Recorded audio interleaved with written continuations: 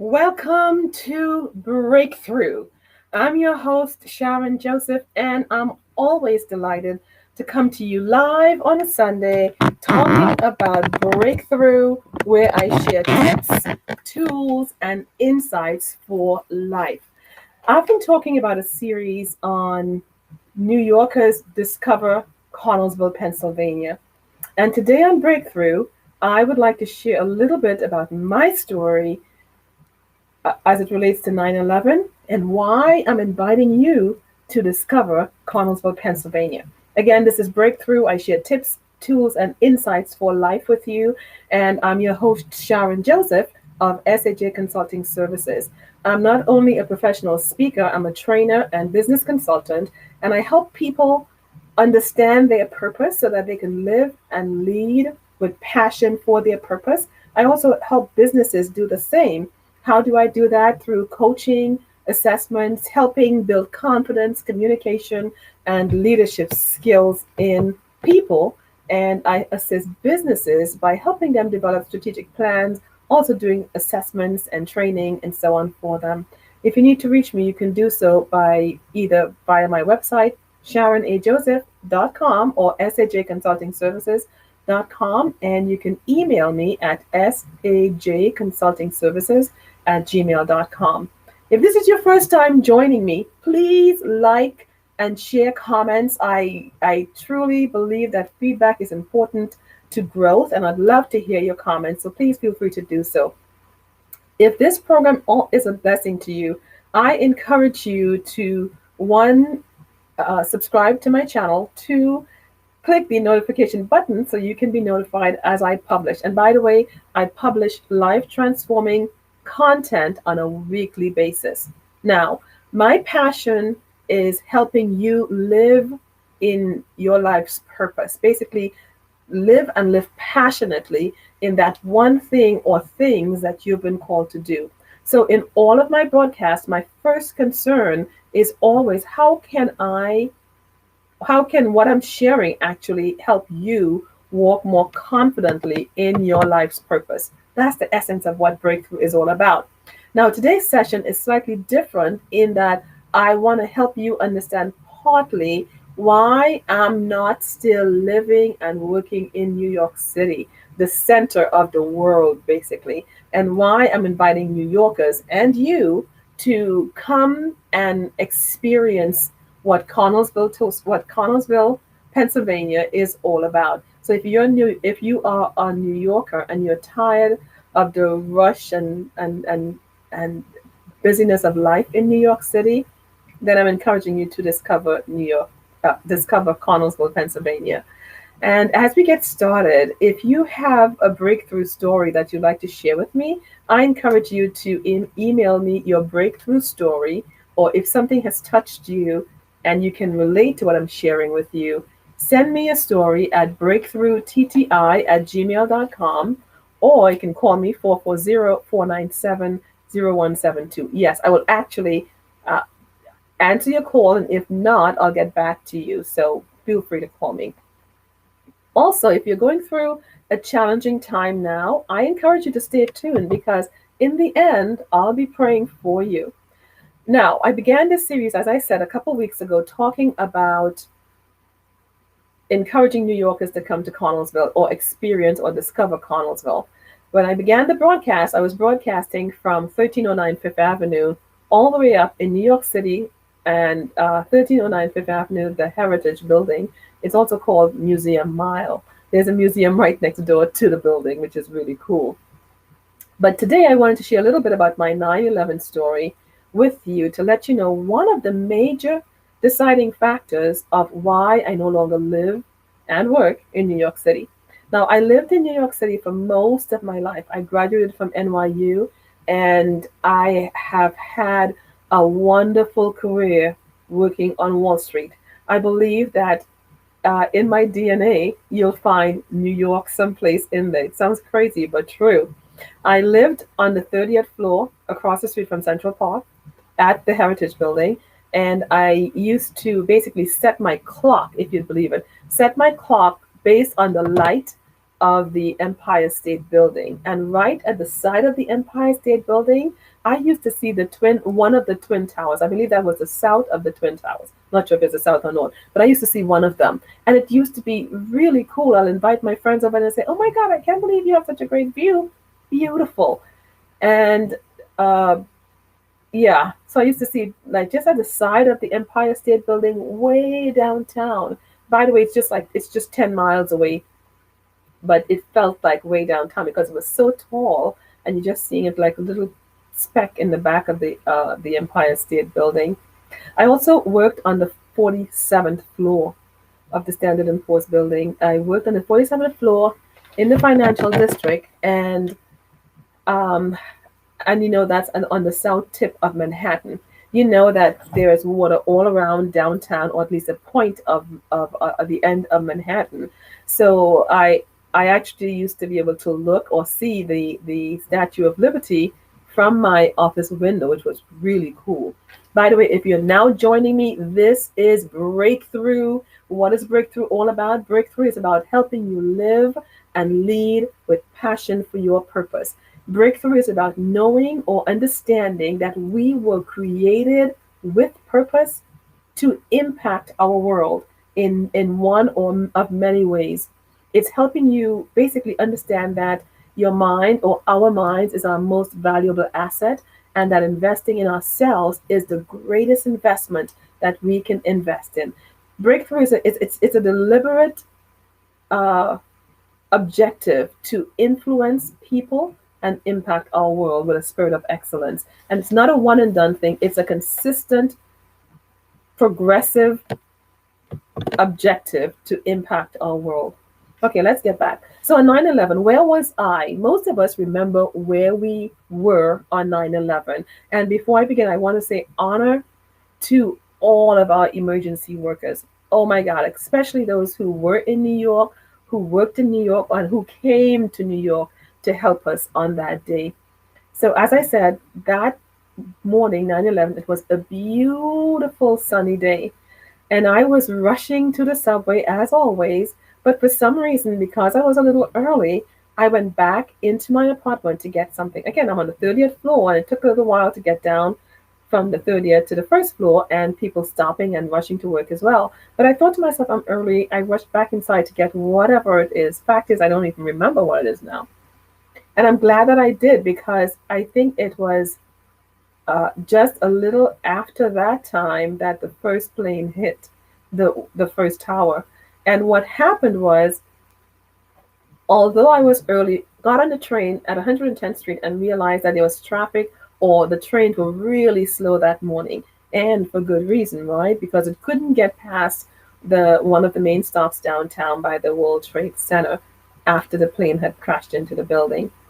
It being New York, I thought, "Ah, it's just a private plane carrying maybe an executive that had an accident. Why there's so much, hullabaloo, basically." That's what I was thinking at the time.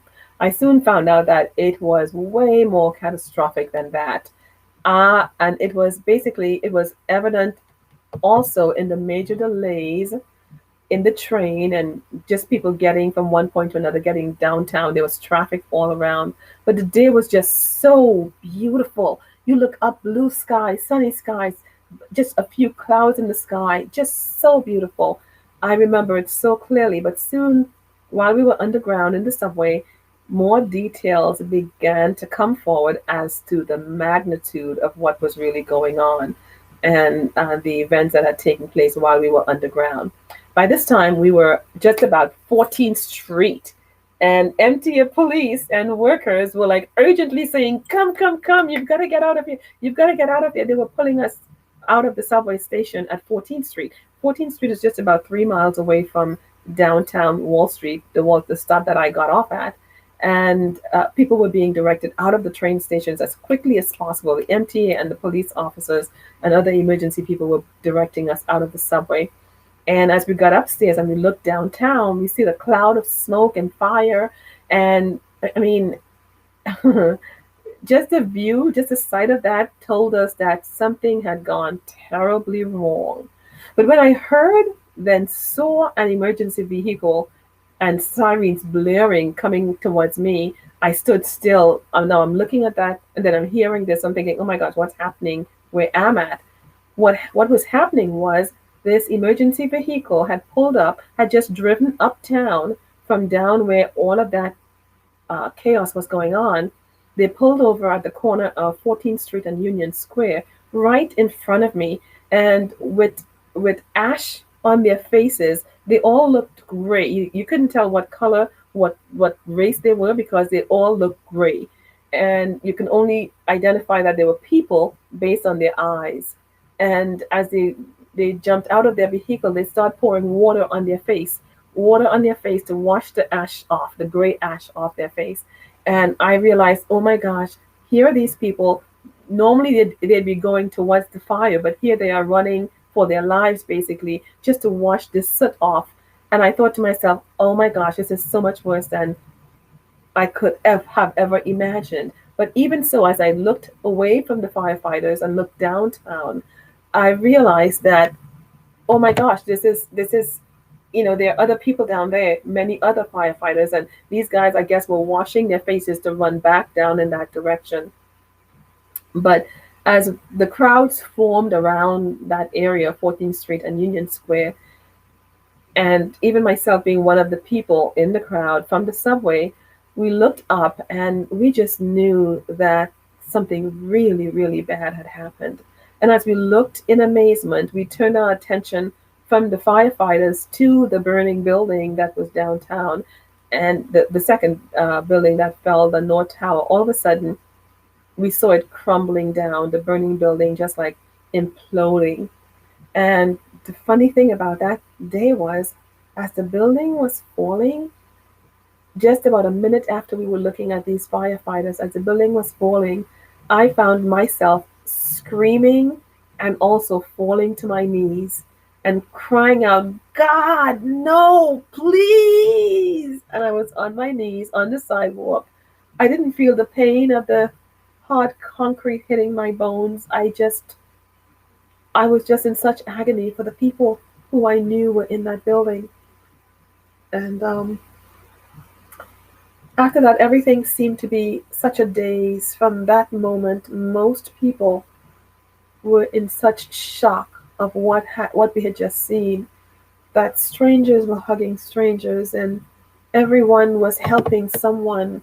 Those who had fallen to their knees, like myself, and dropped their bags or whatever their drinks or whatever they were holding. Everyone who was capable was helping someone else who seemed to be broken and had collapsed on the sidewalk. It was just an experience I don't ever want to experience, or wish that no one else ever experienced. While we kept hearing more and more, we kept hearing more and more about what was going on, and the sirens downtown, the fire, the screams, the noises. We heard emergency workers saying, "Move over, get away from here, move up, move uptown." And soon people were basically piling on to buses. They were not paying, they were just getting in, like running, like escaping into buses that were going uptown. And soon every bus that passed were like just so crowded because they were coming from down in that Wall Street area going uptown, and most of them that were coming up were already so filled we couldn't get on. So we started trying to see if we can find some cell reception, to call our family members and let them know that we were okay.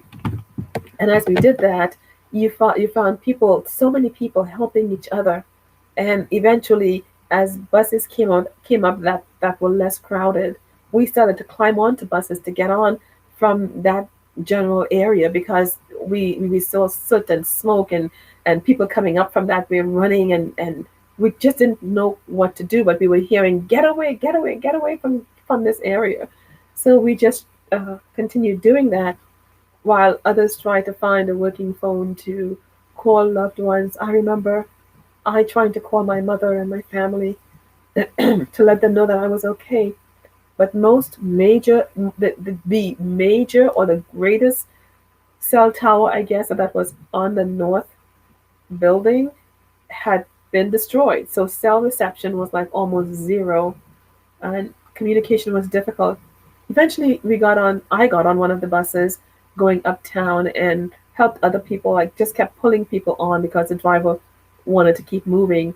So we just pulled other people on and we kept moving uptown. There was so much noise around New York City that day. Radios were blasting. Many stores had their radios and televisions posted, like they brought one outside or by the window, by the storefront window, so others can see what was going on downtown. And authorities were blasting, trying to, like, authorities were talking, the television was, and reporters were talking. So it just felt like such confusion. Yet, despite all the noise, there was a deafening silence as individuals tried to assess what was happening and get away from downtown. I don't remember how I got back to my apartment on Fifth Avenue, but I knew that most of the buses that ran from downtown went all the way up on Madison Avenue, and I eventually got off on Fifth Avenue when they turned.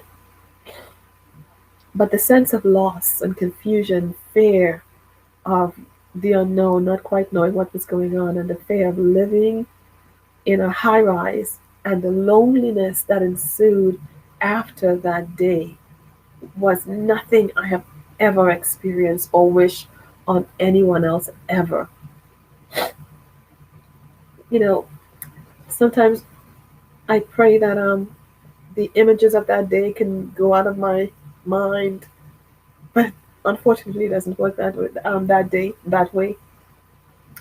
The days following the attack in New York City was just absolutely lonesome and frightening because we didn't know when another attack would come, and we were just stuck where we were. You couldn't leave. Many people couldn't leave the city that night to get home because the subway system had been interrupted so badly going downtown. You couldn't pass the World Trade Center to get out of Manhattan, and every bridge and tunnel was closed. So the days following were really, really challenging. And when you look out, you only heard, you smelled the fire, you smelled the smoke, you smelled bodies burning, and you heard emergency vehicles. That was it. As I said, the main lines were cut off in many directions. So it was really challenging.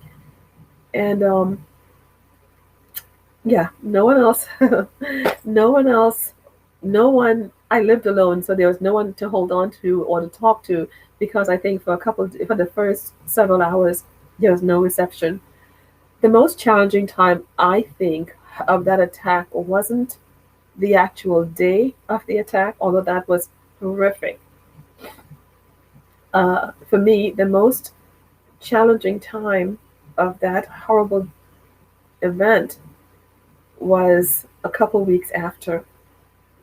I used to leave my bedroom window open. After all, I'm on the 30th floor, and no one is gonna climb in, you know, into my apartment, climb up 30 floors. So I used to leave my window open, and we used to hear about the winds blowing north and so on from downtown, and the ash, blowing in different directions. Now I'm 10 miles away from the site, so I'm not thinking that ash is coming up town. However, one day I left my window open as I would normally, and it was a very windy day. And I got home. This was like a couple weeks later, like a week and a half or two later. I got home, and ash and embers were still smoldering downtown, and ashes were bellowing, blowing all over as emergency workers were digging. I guess not. It was more of a recovery more so than a rescue. And I remember hearing that ashes could contain the burnt human remains. And I was like, wow, that's really, really something. But one day after, when I came home, when I left my bedroom window open, I found my bed spread, my chest of drawers, the mirror, everywhere, just full of ashes. Again, I'm on the 30th floor, and I'm 10 miles away from downtown. So I'm not thinking I wasn't thinking when I left that I should close my windows because I'm thinking I'm far enough away. But coming home and finding the ash and soot in my bedroom, on my chest of drawers, on the mirrors, on the everywhere, it was just so dusty throughout the house. And I realized at that moment that this wasn't just ash from, or from a building that was burned, but this could actually be the ash from human remains. And I hope no kids are listening to this because yeah, uh, it could be disturbing. So anyhow, I think realizing that at that very moment when I had to clean the ash off, I realized that I couldn't do this. I couldn't. Something about the city, it made me realize too. I'm on the 30th floor, and right up, on the edge of Central Park. So if a plane came in from Central Park, it's gonna hit the top. I'm on the 30th floor of 35 stories, so I'm guessing it could hit the top of the building, and I guess I could be hit. And when I consider that I worked downtown and I was on the 47th floor, and that if a plane is coming in and it's off the water, it can certainly hit the 47th or 50 floors. It can certainly um, hit my building. So I think between the ashes in my house, living on the 30th floor of a high rise and working on the 47th floor of another high rise in the financial district downtown. I'm sorry. I knew that this program would have been difficult, and I thought to myself, I can do it. But yeah, I think experiencing all of them together truly made me realize that I couldn't live in New York City anymore. I think the danger and the it being such a target for people around the world, I guess, it really made me realize that maybe I need to consider moving out of New York City, the city that I love so much. The stress of knowing that um, I was wiping, I could have been wiping the ash of all human remains. The thought, the constant thought or threat of knowing that someone could impact my building as it did that tall high rise, it really worked on my nerve, my mind. I mean, yeah, I just felt like my work and my home were targets. So it really worked on me mentally. I found myself crying many days and not knowing why, just thinking about everything that was going on. But I must say that, as I say often, New York City is in my DNA. But somehow my DNA began to mutate to a more solitary life. I needed something less active, less crazy than what was going on. I know firsthand about the beauty of New York City, but I also know firsthand about the ugly after that attack. I still love, I still love this city, and I still call it home. But living through 9/11, I think, is one of the reasons why I encourage you to come and discover Connellsville. Gosh, I thought I could do this.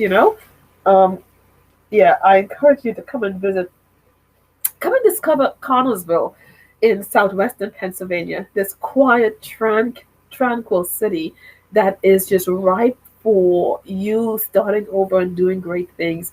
I tell people, whether you're starting a family, starting over, or you just want to find some place that's different than where you are, Connellsville is the place to be. I fell in love with this place not just because my family have lived here for close to 20 years and I've been back and forth visiting while I lived in New York City, but I've truly found community. I have found people who care about each other. And the funny thing is, in New York City on 9/11 and the days and probably even months, almost to a year after, it was such a beautiful place to be because everyone cared about everyone. Churches were filled with because people found religion again. They realized that life was just so fleeting that they needed more than just their everyday grind to in order to survive. Fact is, many people found religion around that time because it was a tragedy you could not live through by yourself. I know how lonely New York can be, although there are millions of people around. I know that you could be in a building and no one could know your name, although you're passing them in the hallways and elevator all the time. And these are some of the reasons why I'm inviting you to come and discover Connellsville. All of this month, I've been sharing reasons why New Yorkers should discover Connellsville. And I'm going to continue with this next week and share with you some beautiful things in this area that you can come and explore and discover Connellsville, because maybe, just maybe, this is the place that can truly take your life to where it is right now, to where it could be or need to be. So join me next week as I continue, and it will not be so sad. Forgive me, because I really thought I could do this week, but I almost made it. But join me next week as we talk some more about what are the benefits of being in Connellsville versus New York City or any other city. If you're thinking of a place where you can feel like community, then this is the place. It's funny because I have been in the newspaper a few times, and unfortunately, this was one of the times I didn't want to be in the newspaper, but the editor found it newsworthy to get some of my stories. So yesterday, in the Daily Courier, they had a story of yours truly. Oops, is that better? Let's see. Sharon Joseph. What does it say?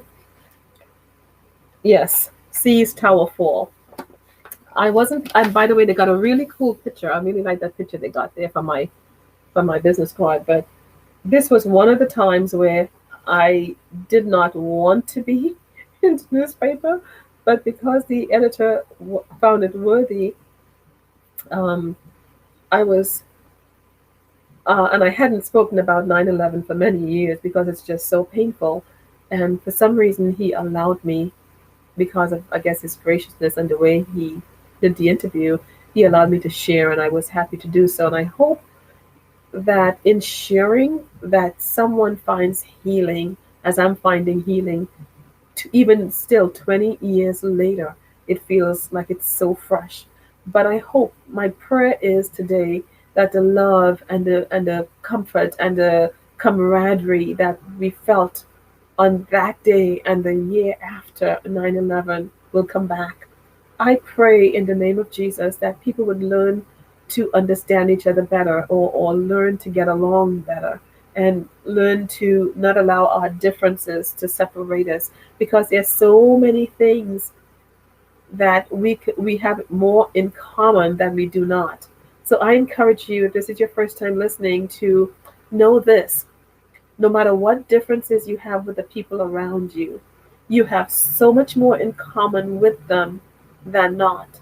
So I encourage you to find, and then think of 9/11 and think about the unity and the love that happened after.